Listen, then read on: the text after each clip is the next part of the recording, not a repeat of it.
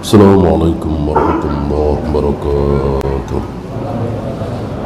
Innal hamdalillah nahmaduhu wa nasta'inuhu wa nastaghfiruh wa na'udzu billahi min shururi anfusina wa min sayyiati a'malina. Man yahdihillahu fala mudilla lahu ومن يضلل فلا هادي له. أشهد أن لا إله إلا الله وحده لا شريك له وأشهد أن محمدا عبده ورسوله وبعد. Kita sampai firqah yang sepertinya tidak sanggup kita mendengarnya, membacanya. Atas nama agama mereka membunuh, mereka memperkosa, mereka memaksa orang-orang yang mempunyai anak perempuan cantik, adik cantik dan seterusnya. Babakiyah, bagian dari batiniyah. Ada 8, itu sekedar contoh. 8 itu sekedar contoh. Ada Ismailiyah, ada Sab'iyah, ada Babakiyah, ada sudah 4 ya. Kita masuk ke 5. Semuanya ada 8. Sekali lagi 8 ini cuma contoh.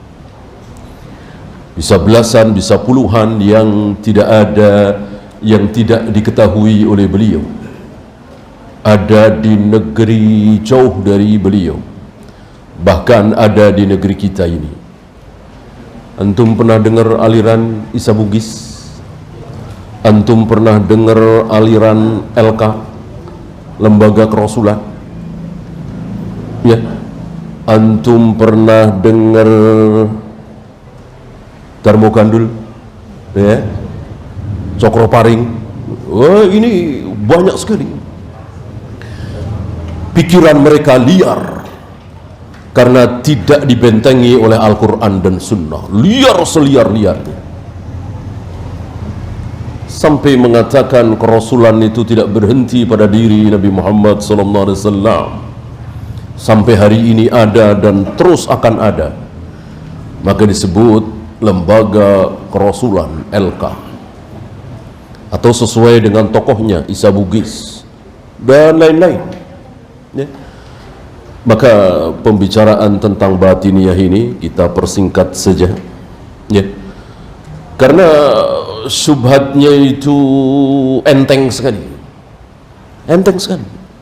ya. Jangankan kita orang-orang awam saja, insya Allah nggak mau, nggak terkecoh. Masa atas nama Islam, belajar Islam, kemudian merampas anak-anak gadis, berkumpul di satu tempat, laki perempuan bercampur di situ, lampu dimatikan. Kemarin kan bagian dari babakiyah ya. Maka tidak kita panjang lebarkan. Beda dengan saudara-saudara kita mengatakan, wahai kaum muslimin, saudara-saudaraku, Anda tahu ini hari apa? Oh, ini 12 Rabiul Awwal, lahirnya junjungan kita, kekasih kita, yang dari beliau kejahilian hilang berganti dengan terang benderang. Bagaimana kita lupakan 12 Rabiul Awwal? Mari kita baca salawat, mari kita baca ini, mari kita baca. Ini menipu kaum muslimin. Ini lebih menipu kaum muslimin. Subhat itu semakin tipis semakin menipu ya. Maka aliran kebatinan seperti tadi insyaallah ta'ala tidak terlalu menipu ya. Maka kita langsung yang kelima, al-ismul khamis, al-muhammirah, dari kata-kata hamra atau ahmar, merah. Kenapa? Beliau mengatakan summu bidzalika li'annahum sabagu thiyabahum bil humrati.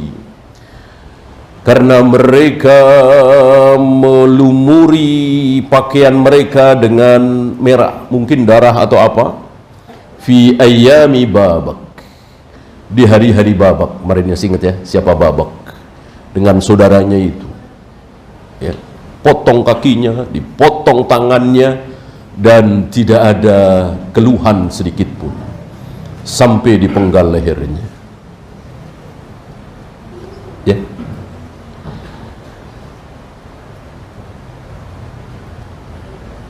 Ya, kita lanjut yang ke-6, Al-Ismus Sadis Al-Qaramithah. Ini lumayan terkenal, Qaramithah. Diambil dari dua riwayat. Ada dua riwayat kenapa disebut Qaramithah. Yang pertama Karmitah, yang kedua Kurmut, Hamdan Kurmut. Entah mana yang benar, tidak begitu penting bagi kita. Yang jelas ini sesat, kesesatannya luar biasa ya. Di antaranya mereka ada seorang anak muda yang bertemu dengan orang yang bernama Hamdan Kurmut ini, menuntun unta. Lalu ditanya, kenapa dituntun? Kenapa tidak dinaiki? Orang-orang bawa unta tentu untuk dinaiki, kenapa dituntun? Ya, dijawab, inni lam u'mar bidzalik, aku tidak diperintahkan untuk menaiki unta itu ya. Mulai ngaco ini. Aku tidak diperintahkan untuk menaiki unta itu, aku disuruh nuntun doang, kira-kira begitu. Lalu ditanya lagi, wa annaka la ta'malu illa bi amrin, sepertinya apa yang Anda lakukan harus menunggu perintah, berdasarkan perintah. Dijawab, na'am, ya. Kalau nggak ada perintah, aku tidak mau melakukan. Ditanya lagi, wa bi amri man ta'malu, perintah siapa? Engkau melakukan ini, melakukan itu, harus menunggu perintah. Perintah siapa? Dijawab, bi amri maliki wa malikika wa malikid dunya wal akhirah. Yang memerintahkan aku adalah rajaku, rajamu, raja pemilik dunia dan akhirat. Siapa? Ya tentu Allah, siapa lagi? Pemilik dunia dan akhirat, siapa lagi kalau bukan Allah? Ini dusta luar biasa. Berarti dia dapat wahyu. Padahal wahyu putus, nggak mungkin ada wahyu lagi ketika Rasul wafat. Ketika Rasulullah Muhammad sallallahu alaihi wasallam wafat, inqata'al wahyu putus. Ingat nenek-nenek menangis beberapa hari setelah wafatnya Nabi ya. Ini menangisi terputusnya wahyu yang awalnya tidak disadari oleh Abu Bakar dan Umar. Ini dusta. Dasar bodoh, tidak punya pegangan ilmu. Qala Allah wa qala Rasul, dia mengatakan dzalika idzan huwa Allah Rabbul Alamin. Kalau begitu yang memerintahkan engkau itu Allah Rabbul Alamin. Dijawab, sadaqta. Ya, gaya-gaya Rasulullah, gaya-gaya Nabi. Ya. Padahal dusta ya, sama dengan Mirza Ghulam Ahmad kan begitu. Gaya-gayanya seolah Nabi, seolah Rasul dia.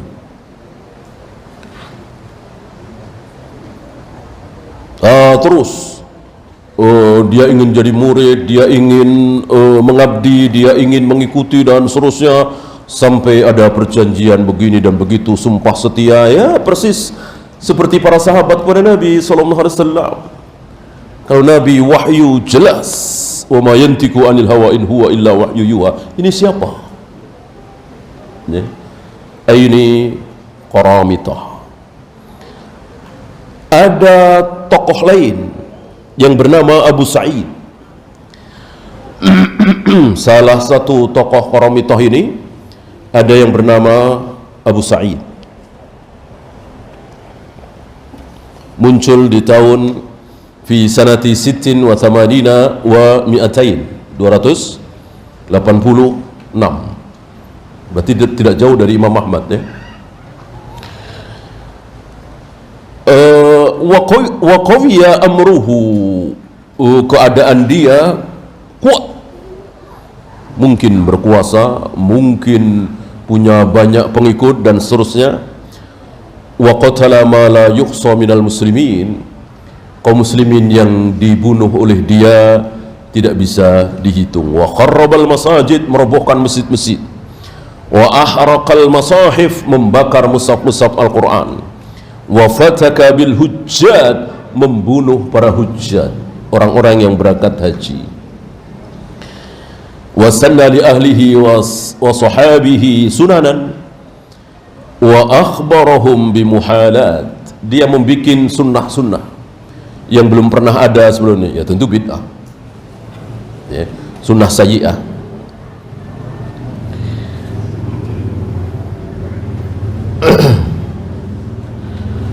Dan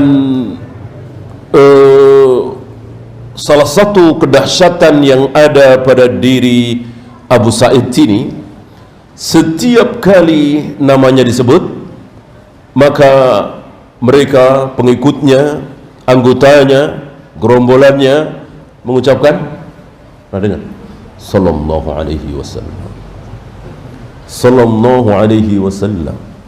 Ini kan pakai domir semua, nggak ada kata-kata Nabi Muhammad SAW. Berarti ya domir bisa dipulangkan ke Rasulullah, bisa dipulangkan ke Abu Sa'id sallallahu alaihi wasallam. Jadi menyaingi Nabi sallallahu alaihi wasallam ya. Setiap kali disebut nama Abu Sa'id sallallahu alaihi wasallam, alaihi salatu wassalam, dan jelas ini kekeliruan. Alaihi salam saja tidak berhak bagi para sahabat. Sahabat cukup dengan doa apa? Radhiyallahu anhu, radhiyallahu anhu, alaihi salam, alaihi salatu wassalam. Itu khusus para nabi, para rasul alaihi salatu wassalam. Salah satu kesalahan yang sering kita dengar, Ali bin Abi Thalib alaihi salam, alaihi salam. Bahkan ada sedikit di Sahih Bukhari atau Sahih Muslim alaihi salam, tapi syarahnya ya, para imam mengatakan ini sebuah kesalahan ya, karena memang tidak ada kitab yang sempurna kan.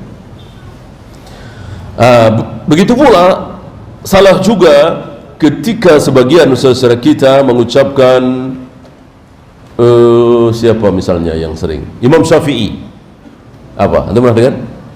Radhiyallahu anhu. Imam Syafi'i radhiyallahu anhu. Betulkah?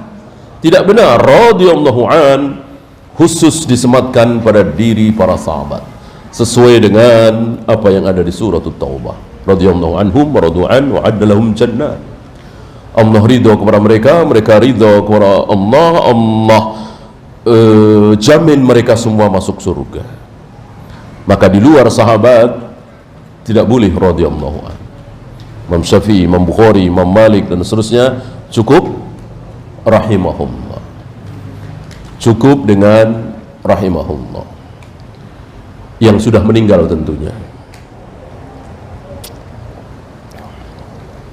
Mana dalil ucapan Nabi SAW ketika beliau tersinggung, ketika beliau dibilang tidak apa? Tidak adil. Selesai perang Hunain, mendapatkan ghanimah rampasan perang yang banyak sekali, ada yang diberi banyak 100 ekor unta. Abu Sufyan, Muawiyah, Aqra' bin Habis, ada yang diberi sedikit, ada yang tidak diberi.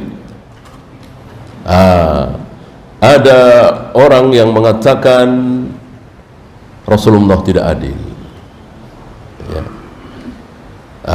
Ketika kalimat ini disampaikan oleh Ibnu Mas'ud, Rasul menghibur diri dengan mengatakan apa?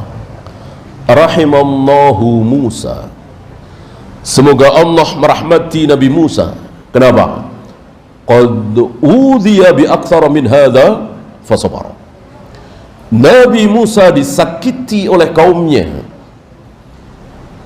dikata-katai oleh kaumnya, lebih dahsyat dari aku ini. Ya, karena sudah menyangkut fisik Nabi Musa, bahkan fisik yang vital, ya, yang tentu tidak ada yang melihatnya. Lebih sakit, lebih menyakitkan. Nabi Musa sabar. Gimana aku nggak sabar? Kira-kira begitu. Nah, ucapan yang dipakai oleh Nabi adalah rahimallahu Musa. Semoga Allah merahmati Nabi Musa. Nabi Musa sudah wafat kan? Nah, dari sini keluar hukum bahwa untuk orang-orang yang sudah wafat disunahkan kita mendoakan dengan rahimahullah. Bukan almarhum. Bukan almarhum. Almarhum pakai alif lam menunjukkan apa? Menunjukkan kepastian bahwa dia pasti dirahmati, dia pasti dikasihi. Tahu dari mana? Ya, maka hilangkan kata-kata almarhum, al-maghfur, as-syahid, kecuali yang dinyatakan oleh Nabi sallallahu alaihi wasallam. Umar dan Utsman syahid, jelas Nabi yang mengatakan saat Umar dan Utsman masih hidup. Umar dan Utsman masih hidup, Nabi sudah menyatakan dengan pasti tentunya, karena ucapan beliau kan dari Allah, nggak mungkin salah, bahwa Umar dan Utsman syahid, pasti akan mati syahid, dan terbukti dua-duanya mati terbunuh. Yang satu ketika mengimami salat subuh, yang satu lagi ketika sedang membaca mushaf menjelang berbuka, sore menjelang maghrib. Ya, rencana beliau untuk berbuka di dunia, akhirnya berbuka di sana. Utsman. Adapun yang tidak dari Nabi tidak boleh. Sering kita dengar as-syahid Said Qutb, as-syahid Hasan al-Banna, as-syahid Imam Samudra, as-syahid siapa lagi, banyak. Bolehkah? Tidak boleh. Tahu dari mana? Mudah-mudahan beliau mati syahid. Boleh. Mudah-mudahan beliau mendapatkan syahadah. Mudah-mudahan beliau dimatikan oleh Allah dalam keadaan syahid. Boleh. Doa kan? Dan inilah ahlus sunnah. Kebencian ahlus sunnah terhadap firqah-firqah dolal itu cuman di dunia. Ketika mereka sudah mati didoakan semoga diampuni oleh Allah. Ya. Ini luar biasa keadilan ahlus sunnah. Fa idza sami'u man yusalli ala Rasulillah sallallahu alaihi wasallam yaqulun, kalau ada orang yang bersalawat kepada Nabi sallallahu alaihi wasallam, mereka mengatakan atakulu rizqa Abi Sa'id wa tusalli ala Abil Qasim. Luar biasa. Misalnya di depan mereka ada orang yang mengucapkan Rasulullah sallallahu alaihi wasallam, Nabi Muhammad sallallahu alaihi wasallam alaihi salatu wassalam, maka mereka langsung menolak. Engkau kan makan dari rizki Abu Sa'id, kenapa bersolawat kepada Abu Qasim? Ini yang saya maksud. Orang awam saja insya Allah tidak tergoda, tidak terkecoh, kecuali yang memang betul-betul disesatkan oleh Allah. Ya, maka sekali lagi pembicaraan para ulama ahlus sunnah lebih tertarik kepada yang tipis-tipis. Karena orang-orang awam akan terkecoh, tergoda karena tipis. Ambil contoh misalnya tafwid. Masih ingat tafwid ya? Ini tipis sekali. Kalau tasbih, insya Allah rata-rata kaum muslimin selamat. Ya. Misalnya ada orang mengatakan Allah punya tangan, tangan Allah persis seperti tangan kita, cuman gede aja. Ya, tapi persis ada kukunya, ada jarinya. Insya Allah orang awam juga tidak terkecoh ini. Allah itu punya wajah, wajahnya persis seperti wajah kita, cuman gede aja, ya. Persis, ada matanya dua, ada alisnya, ada pipinya, ada hidungnya, lubangnya dua, dan seterusnya. Ini ya, orang awam insya Allah tidak terkecoh. Masa Allah disamakan persis dengan kita, ya. Nah, yang orang awam terkecoh itu yang tipis. Apa tadi? Tafwid. Tafwid, masih ingat tafwid?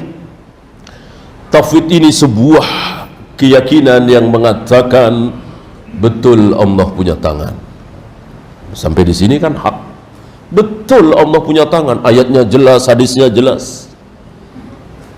Tapi tangan yang dimaksud bukan tangan menurut bahasa kita sehari-hari. Lalu apa? Wallahu a'lam. Nah, seolah ini menyerahkan kepada Allah, seolah ini ahlus sunnah. Apakah Allah punya jari? Jelas, itu kata Allah lewat lisan Nabi SAW, bahwa Allah membolak-balikkan hati manusia dengan dua jarinya. Tapi jari yang dimaksud bukan jari menurut pengertian bahasa kita sehari-hari. Terus apa? Wallahu a'lam. Ya. Jadi setiap kali membahas tentang ayat hadis yang di situ ada kata-kata wajah Allah, pendengaran Allah, penglihatan Allah, telapak kaki Allah, betis Allah, dan seterusnya, selalu mengatakan seperti itu. Nah, ini banyak, sebagian besar saudara-saudara kita terkecoh ini tafwid ini. Padahal ini salah. Tangan enggak wallahu a'lam, semua orang tahu tangan itu apa, wajah itu apa, jari itu apa, bukan wallahu a'lam. Yang wallahu a'lam apanya? Iya, jarinya sebesar apa, bentuknya kayak apa, warnanya apa, dan seterusnya, sifatnya, hakikatnya, itu yang wallahu a'lam. Adapun jari bukan wallahu a'lam, telapak tangan bukan wallahu a'lam, genggaman bukan wallahu a'lam. Bahwa ruh kita ya saat tidur dan roh orang-orang yang sudah mati ada di genggaman tangan Allah. Genggaman tangan Allah, jangan bilang wallahu a'lam, semua orang tahu genggaman itu apa. Yang wallahu a'lam apa tadi? Hakikat genggaman Allah itu sebesar apa, bentuknya seperti apa, sepanjang apa, selebar apa, warna apa, dan seterusnya, dan seterusnya. Adapun genggaman semua orang tahu, ya. Tentu genggaman Allah tidak ada mirip-miripnya dengan genggaman kita. Ya, langsung yang ke-7 kita habiskan saja ini sampai ke-8, ya. Kita lanjutkan dengan apa yang menyebabkan kesesatan batiniah. Letak kesesatan batiniah itu apa, ya. Kalau tadi kan sekedar contoh-contohnya, ya.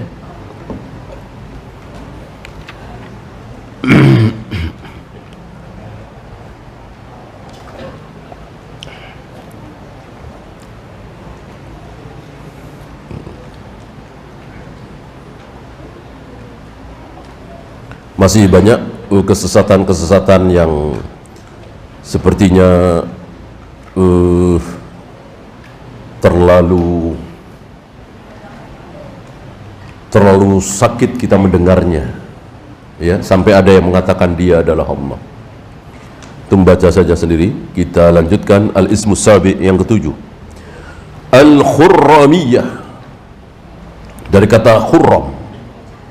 Ini Ajami, bukan Arabi, jadi bukan bahasa Arab, ya.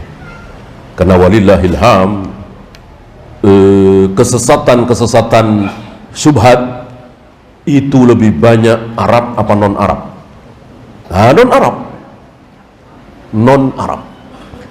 Maka para imam mengatakan kaum muslimin mulai salah faham terhadap ayat-ayat Al-Quran setelah Islam dipeluk oleh orang-orang ajam, non Arab. Kenapa? Salah satu penyebabnya karena mereka tidak faham dengan kaidah bahasa Arab. Ya, ambil contoh mudah seperti yang waktu itu kita bahas. Fasajadal malaikatu kulluhum ajma'in illa iblis. Coba kalau kita fahami dengan kaidah bahasa Indonesia, seluruh malaikat akhirnya sujud kepada Adam, kecuali iblis. Coba kita pakai kaidah bahasa Indonesia memahami kalimat ini. Berarti iblis malaikat bukan? Iya, iblis malaikat kalau pakai kaidah bahasa Indonesia. Ingat, ini bukan bahasa Indonesia tapi bahasa Arab. Maka memahami kalimat ini harus dengan kaidah bahasa Arab. Tidak boleh dengan kaidah bahasa Indonesia, bahasa Inggris, bahasa Jawa dan seterusnya. Nah, Khurram ini a'jami. Ada sedikit pembahasan apakah di dalam Al-Quran ada lafaz-lafaz a'jami di luar Arab. Jawabnya ada, wabil khusus nama. Ya. Bahkan salah satu nama yang diyakini bukan Arab, bukan dari Arab adalah Ibrahim. Ya. Ibrahim kan datang ke situ kan, datang ke Mekah, pendatang. Gitu.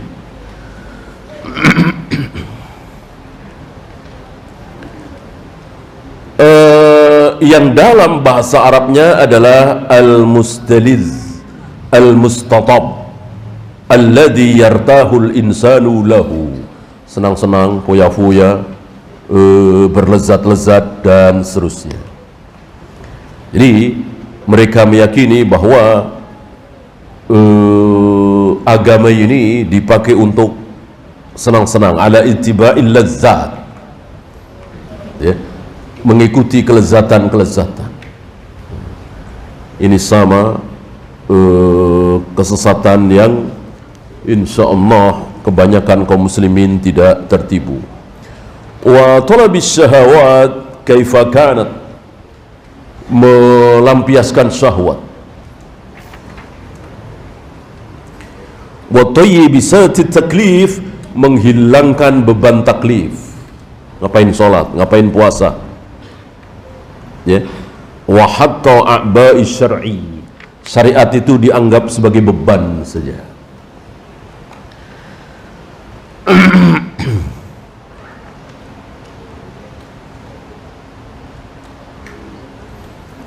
Ya, yang terakhir al-ismus samin, yang ke-8 at-ta'limiyah, dari namanya seolah hak ta'lim. Antum tahu ta'lim kan?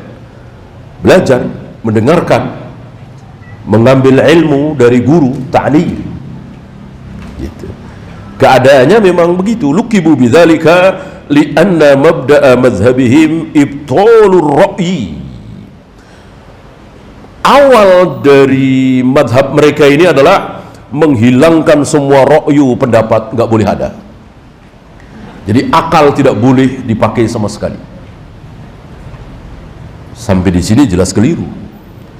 Berapa banyak ayat-ayat, berapa banyak hadis-hadis yang bisa kita fahami kalau kita memakai akal kita. Ya. Bolehkah? Tentu boleh, bahkan harus.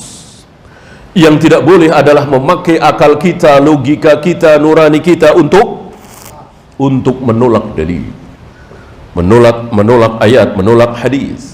Adapun dalam rangka memahami, boleh.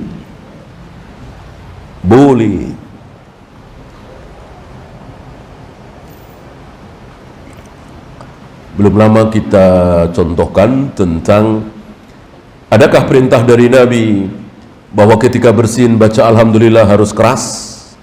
Nggak ada di hadis itu, ya. Tapi para ulama, dan kita mengikuti para ulama, kita faham bahwa ketika kita bersin mengucapkan alhamdulillah jangan pelan-pelan, tapi jahar, terdengar oleh yang lain. Kenapa?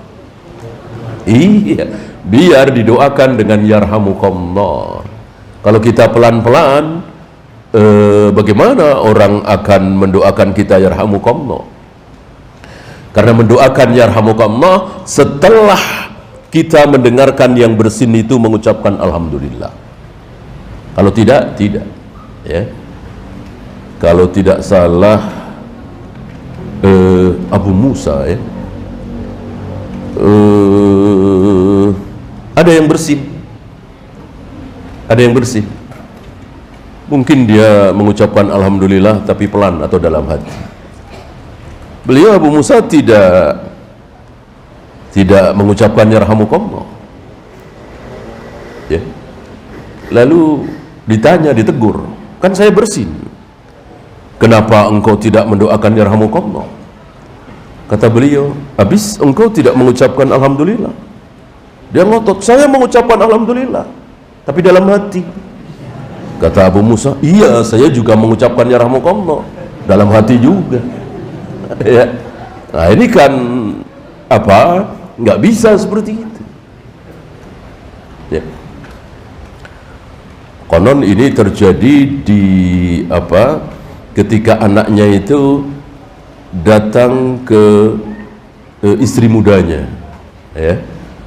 Kemudian anaknya bersin tidak didoakan yarhamukallah. Istri mudanya ini bersin mengucapkan alhamdulillah keras. Abu Musa mengucapkan yarhamukallah. Nah, rupanya diingat-ingat oleh anaknya ini, lapor ke ibunya, istri pertamanya, ya.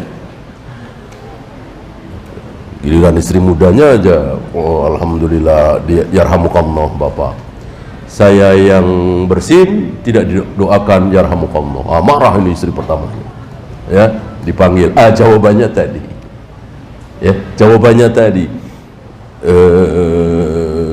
istri mudaku mengucapkan alhamdulillah dengan jahat, anakmu tidak mengucapkan alhamdulillah dengan jahat. Nah, ini kan akal. Bolehkah kita pakai? Ya tentu boleh, bahkan harus. Ya. Yang tidak boleh sekali lagi menggunakan akal untuk menolak dalil. Nah, kita kembali ke at-ta'limiyah, aliran kebatinan yang ke-8 ini. Sekali lagi ini bukan pembatas, bisa belasan, bisa puluhan, mungkin ratusan. Nah, dasar awal mazhab mereka adalah menolak ra'yu sama sekali. Jadi tidak boleh ada pendapat. Wa ifsadu tasarrufil uqul, tidak boleh menggunakan akal. Kalau pakai akal berarti rusak.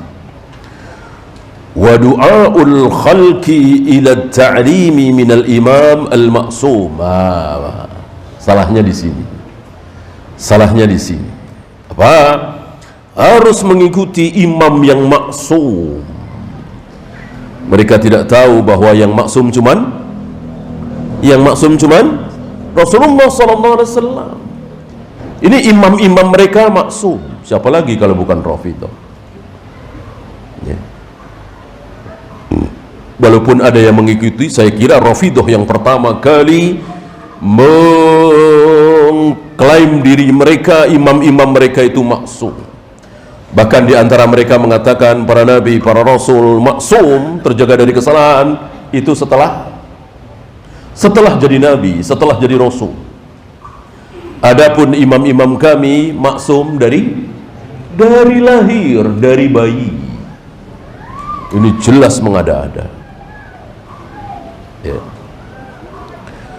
Wa annahu la tutrakul ulumu illa bit-ta'lim. Sampai sini benar. Bahwa ilmu itu tidak mungkin didapatkan kecuali dengan ta'lim. Jelas ini benar. Ta'limnya sama siapa? Kalau yang disampaikan Al-Quran dan Sunnah, qala Allah wa qala Rasul, iya. Ini kan dari imam mereka yang maksum. Maka jika ada ajaran imam, perintah imam yang tidak sesuai dengan ayat dan hadis, nggak peduli mereka. Karena maksum. Ya. Bahkan untuk firqah-firqah seperti ini, mereka lebih banyak mendapatkan ilmu dari imam-imam yang katanya maksum itu daripada ayat dan hadis. Seperti saudara-saudara kita hari ini. Ya, banyak di antara saudara-saudara kita ketika disodorkan ayat, hadis, kaget dia. Emang ada ayat seperti itu? Emang ada hadis seperti itu? Yang sampai ke telinga mereka, ke diri mereka, ucapan para masyayikh mereka, tokoh-tokoh mereka, bahwa kita sebagai umat Muhammad SAW harus merayakan Maulid Nabi, harus merayakan Isra Mi'raj, nuzul Quran dan seterusnya. Ya. Mereka kaget ketika disampaikan hadis Nabi hijrah ke Madinah Di Madinah banyak apa? Ingat? Di Madinah banyak peringatan-peringatan. Siapa yang mempelopori? Yahudi. Di Madinah kan ada Yahudi. Di Mekah tidak ada.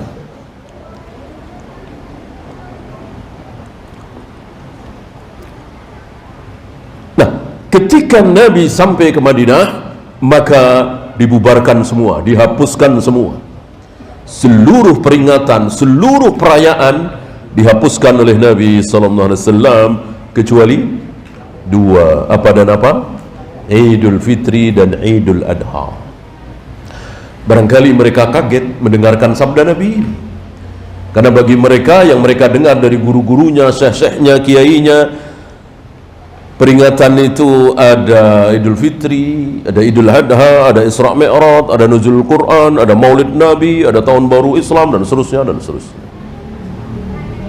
Nah ini, mereka lebih banyak mendapatkan ilmu dari imam-imam mereka, tokoh-tokoh mereka daripada Al-Quran dan Sunnah.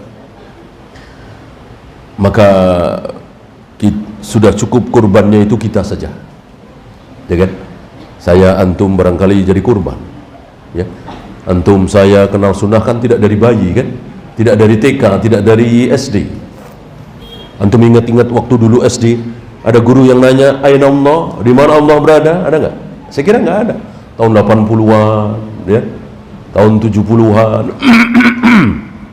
Sekarang alhamdulillah. Sekarang alhamdulillah. Dari TK sudah diajarkan oleh guru-guru mereka, aina Allah, di mana Allah berada, dan anak TK ini menjawab fis sama, atau bersemayam di atas arsy. Ini salah satu sunnah Nabi sallallahu alaihi wasallam yang bertanya kepada jariyah. Maka jangan sia-siakan, ya. Mungkin mahal-mahal dikit, mungkin jauh, mungkin dibela-belain kita pindah rumah, ya, demi anak kita mendapatkan pelajaran sunnah, bukan bid'ah. Jangan seperti kita, oh, ya, umur 40 tahun, umur 50 tahun baru kenal sunnah. Anak-anak kita, cucu kita, jangan. Dari awal mula, jangan sampai terkena syubhat. Ya, kita masuk ke sababu dukhulil batiniyati fid dhalal. Apa yang menyebabkan orang-orang batiniyah itu sesat? Kalau tadi kan contoh-contohnya, intinya apa? Ya, mari kita lihat. I'lam annal qawma aradu al-insilala minad din. Nah, ini inti dari aliran kebatinan tadi. Insilal minad din, ingin lepas dari agama ini. Sementara untuk mengatakan kami bukan muslim, saya bukan orang Islam, Tuhan saya bukan Allah, Nabi saya bukan Muhammad sallallahu alaihi wasallam, mereka nggak berani. Mereka nggak berani. Jadi masih mengaku umat Muhammad sallallahu alaihi wasallam, menyembah Allah satu-satunya katanya, ya, Islam, kaum muslimin. Tetapi aradu al-insilala minad din, ingin lepas dari ajaran agama ini. Nggak usah sholat, nggak usah puasa, nggak usah zakat, nggak usah haji, nggak usah jihad, dan seterusnya. Fasyawaru jama'atan minal majus wal masdikiyah wal thanawiyah wa mulhadidatil falasifah. Mereka berkumpul dan bermusyawarah dengan orang-orang majusi, orang-orang sanawi, orang-orang masdaki, orang-orang mulhid, ateis, kufur, orang-orang filsafat. Bukan dengan Imam Syafi'i, bukan dengan Imam Bukhari, bukan dengan Imam Malik, bukan dengan ulama-ulama Islam. Mereka dekat dengan orang-orang majusi.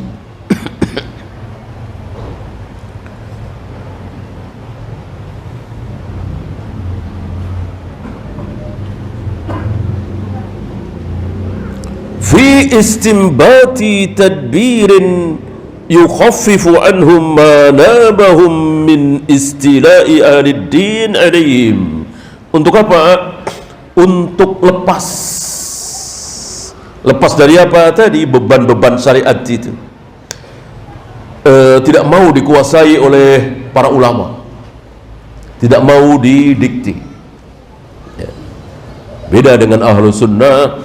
Kalau yang tidak berilmu kan mengikuti Imam Syafi'i, mengikuti Imam Bukhari, mengikuti Imam Malik,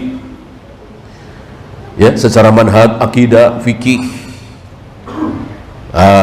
Yang tingkatannya naik, mungkin pelajar, berani mengkritik Imam Syafi'i, berani mengkritik Imam Malik, berani mengkritik Imam Abu Hanifah.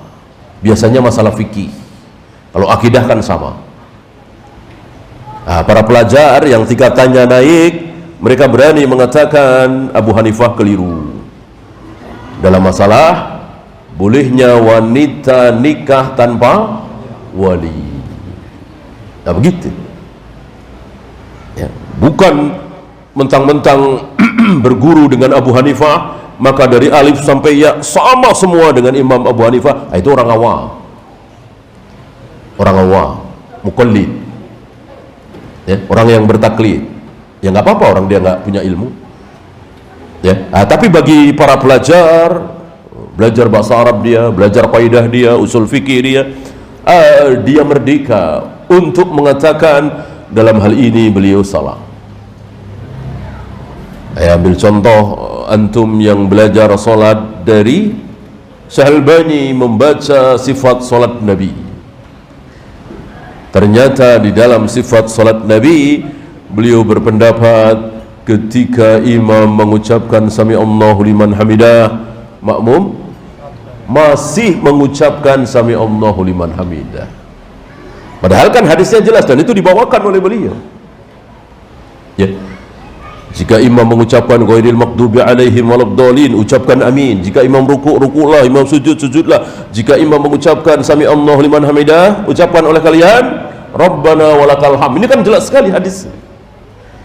Tapi Syahalbani dalam hal ini namanya manusia. Beliau kan bukan nabi, tidak maksum.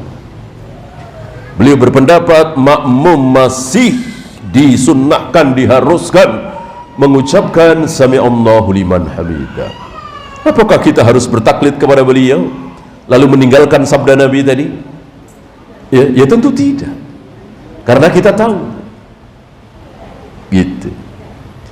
Ya seperti hari ini Syekh bin Baz, Utsaimin dan seterusnya hampir sepakat ulama Saudi boleh tarawih lebih dari 11. Antum nggak mau ikut, antum mau ikut Aisyah saja. Bahwa mazada Rasulullah ala ida asrata rakaatan fi Ramadan atau fi ghairi Ramadan. Rasul salat malam tidak pernah lebih dari 11, baik di bulan Ramadan atau di luar Ramadan. Hak antum. Ya, saya lebih sikoh dengan ucapan Aisyah. Gitu. Kecuali antum tidak tahu ilmunya, ya sudah. Bertaklid dengan Syekh bin Baz, Utsaimin kan nggak apa-apa. Namanya orang nggak tahu ilmu. Ya, kan nggak mungkin manusia, jangankan orang awam, ulama dari alif sampai ya nggak ada taklidnya sama sekali. Ada nggak kira-kira? Nggak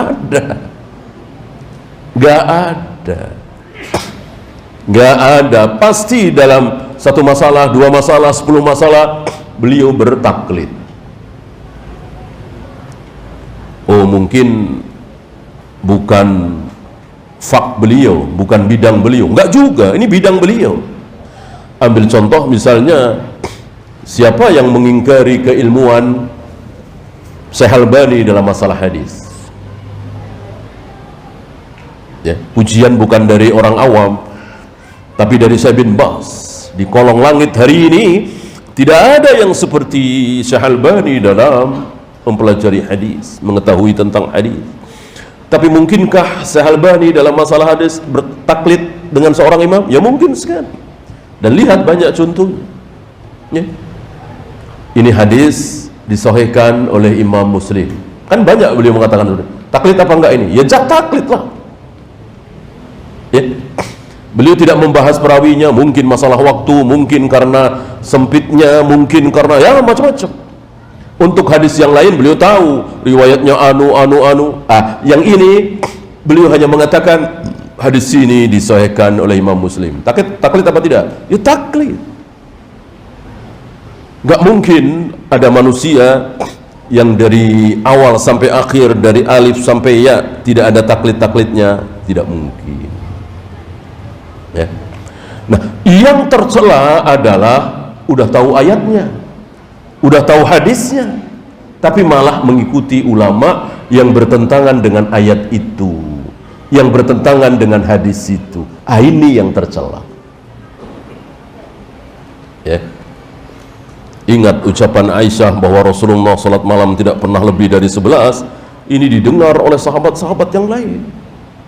Ibnu Mas'ud, Ibnu Abbas, Ali bin Abi Thalib, Abu Hurairah dan lain-lain, semuanya diam. Tidak ada satupun yang protes.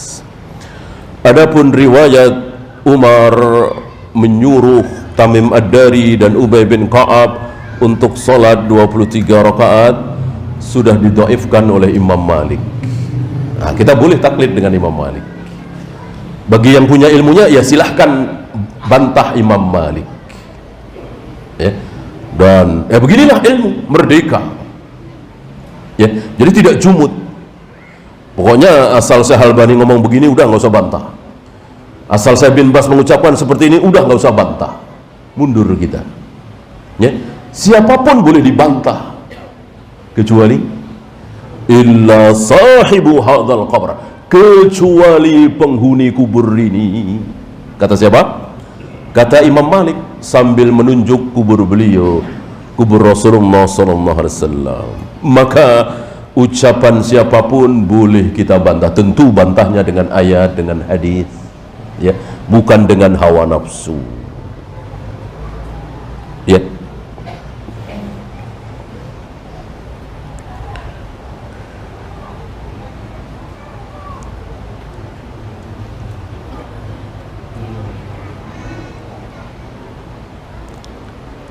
Hingga akhirnya mereka mendustakan para nabi, para rasul, mengingkari hari kebangkitan, dan menyatakan, menganggap bahwa para nabi, para rasul itu ada salahnya, bahkan ada yang berbohong. Wah, banyak sekali kalimat yang membuat kaum muslimin lari dari keyakinan kebatinan ini.